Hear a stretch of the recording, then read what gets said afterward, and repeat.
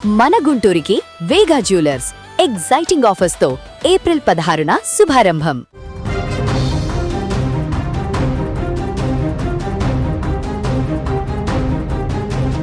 Hormuz పై America పట్టు బిగించిందా?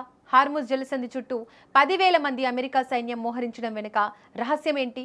America చెప్పినట్లుగా Hormuz ను స్వాధీనం చేసుకుంటారా అంటే ప్రస్తుత పరిస్థితి చూస్తే కాదనలేని నిజం. సముద్ర గర్భంలో మోహరించిన జలంతర్గాములు, తీరంపై కన్నేసిన వైమానిక దళం వెరిసి ఇరాన్ చుట్టూ మృత్యు వలయం సిద్ధమైంది. అసలు హార్ముజ్ దగ్గర ఏం జరుగుతోంది? హార్ముజ్ జలసంధిని అమెరికా స్వాధీనం చేసుకుంటే ఇరాన్ పరిస్థితి ఏంటి? అమెరికా సెంట్రల్ కమాండ్ ప్రకటనతో ప్రపంచాన్ని ఉలిక్కిపడేలా చేసింది.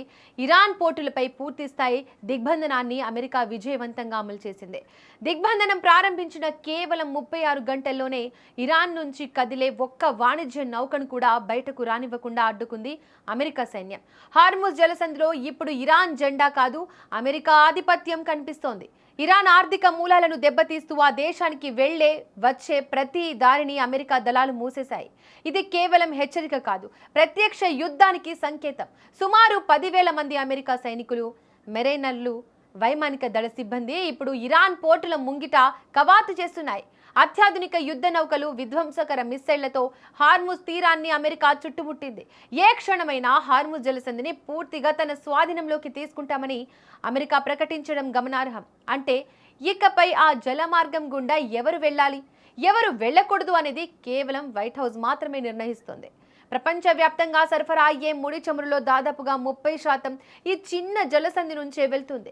ఇది మూతపడితే ప్రపంచం అంధకారంలోకి వెళ్తోంది. చమురు ధరలు ఆకాశాన్ని తాకుతాయి.